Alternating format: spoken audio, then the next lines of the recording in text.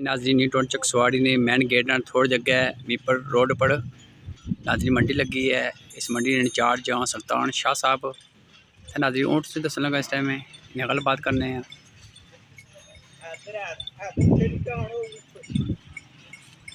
माशाल्लाह जी थोड़ा दिया बन के नेट ने कीमत ना देती सोच नहीं है। क्या ज़्यादा कीमत है ऊँटनी इसकी? इसना 6.5 लाख रुपया है। माशाल्लाह इसना 6 है। 6 लाख। हाँ बहुत चंगे ये ऊँट न बहुत प्यारे ने माशाल्लाह। एक आड़ पाले हैं या आंदे सुख तो जी ये ऊँट घर पालिया है तो ये ऊँट नवा आंदा है जनाब जी शौक ने मार जी माशाल्लाह। इसका 6.5 लाख रुपया है। जी हाँ इसना 6 लाख रुपया 6 लाख ठीक। कोई रब्ता नंबर है सुना अपना?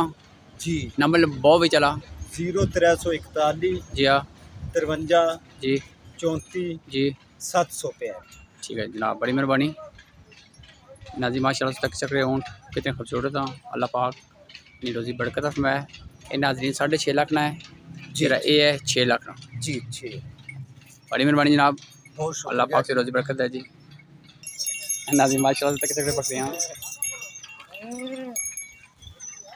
अस्सलाम वालेकुम शाह जी। वालेकुम सलाम सर, क्या हाल है? ठीक हो? ठीक ठाक जनाब। और सिर पाक ठीक है? अल्लाह पाक ने करम बहुत मेहरबानी जनाब ने जनाब अपना वक्त बरकत जायो था जी कोई मसला नहीं जनाब। मेहरबानी जनाब ने जज़ाकल्लाह।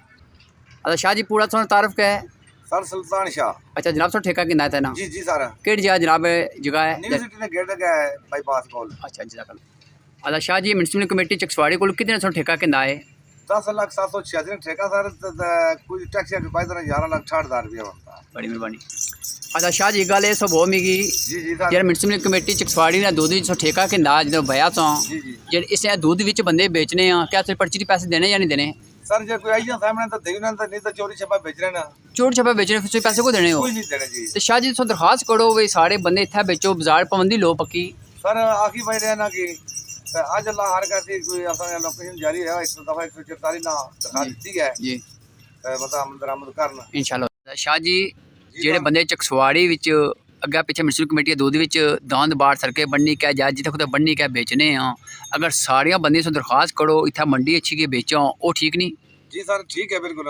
शाह जी गल ये भी है कि अगर तुसा कोई रिश्तेदार है या कोई दोस्त है तुम उसकी इजाजत देने हो सो सड़के बन्नी क्या म्युनिसिपल कमेटी चकसवाड़ी दूध विच सो बेची सकने हो फिर दूए बंदे जेडे तक सो ज़्यादा उन्होंने ज्यादती है। बिल्कुल सही है सर मैं ठीक है। तो आना है गल मैं इतना खर्चा किया 10-15 लाख रुपए लिया एक होपे ते ये सगवान लाइन मंडी का मुकम्मल इंतजाम किया गया है पानी बिजली हर चीज इत्थे लभनी है फिर मैं क्या हाँ कुछ तू डेरे बेच जी सही गल है। शाह जी मानी तरफों दुआ ही है कि जितने बंदे बेचने थे अच्छी के बेचो जेडे जायज़ बनने सारी पर्ची के पैसे हाँ वो समझो कि नो तो बाकी किस्मत उन्होंने अपनी कुछ ने बिकने कुछ नहीं बिकने लिहाजा तो तक किसी सड़कों नाल बद्धे होने गोबर पिया होना इन्होंने जनवाड़ा ना वो भी नुकसान है रोड पर।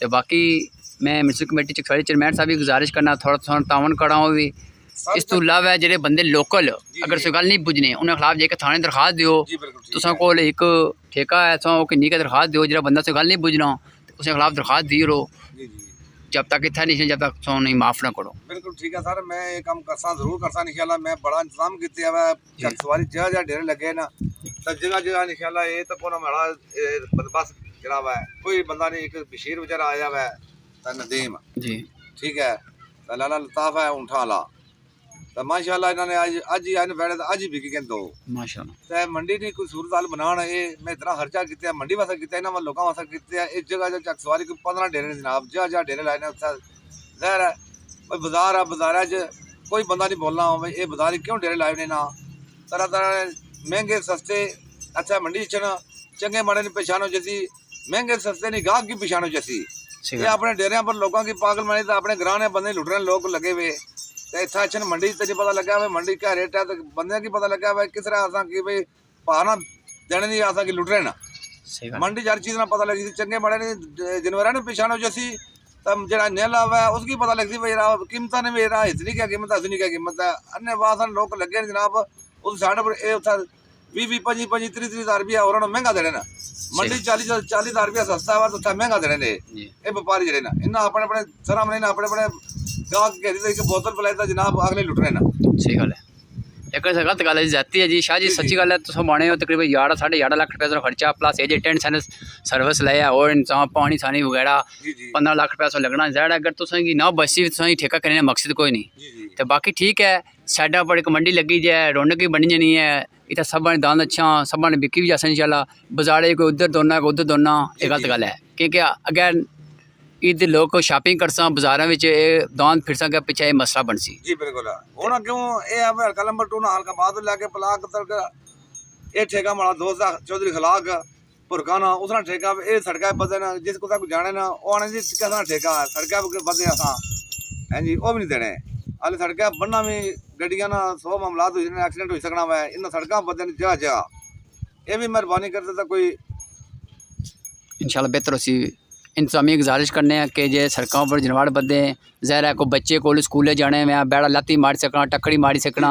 या किसी बंदे की और ही मारी सकना ये गल से बहुत अच्छी है तो बाकी कोई और मैसेज देना चाहते हो मेहरबानी सर एक काम हो जाता बहुत बेहतरीन है असन चक सवारी ना चक सवारी मंडी ना जी ठीक है ये कामयाब करने व्यापारी नहीं कर देने कामयाब ये मंडी जो भी ये गल होनी है ये व्यापारी जनाब आप कट कर देता है जनाब इधर उधर चोरी छप्पा बेचने रहने शाह जी गल सही है लेकिन मैं आखिरी मशवरा देना तुसें कुछ बंदे लड़ाई करने की जरूरत नहीं जेड़ा बंदा तुसें नहीं गल सने बुझना जे के रामा थाने दरखास्त दियो ठीक है जे लीगल तरीका अगर सौ दिहाड़ी को लेने सौ बंदे नाल टाइम से निकले सी अगर 15 लाख पैसे ले फिर लड़ाइयाँ कर सो या रुला बासो फिर 10-15 और लासो मकसद कोई नहीं चीज़ लीगल तरीका है जे के थाने दरखास्त दियो आखो जनाब ये बंदे सारी गल नहीं बुझने सा ठेका कहना है या म्यूनसिपल कमेटी चकसवाड़ी दूध भी बाहर निकली जाऊँ अगर इतना बेसा दूध भी इतना अच्छा साढ़े को चाहे कोई रिश्तेदार है चाहे कोई दोस्त है चाहे तुम भाई भी ना उन्हें आखो इतना पियो सही गल है ठीक है जनाब सर जी असां तो यही कोशिश है लोगों जिला डेरिया पर 30 जनवार बदे ना ठीक है तो इतना आन पानी बिजली हर चीज़ लभनी है छां हर चीज़ है उन्होंने ये आहो भाई मेहरबानी करता है शुक्रिया जनाब ना बहुत बहुत मेहरबानी।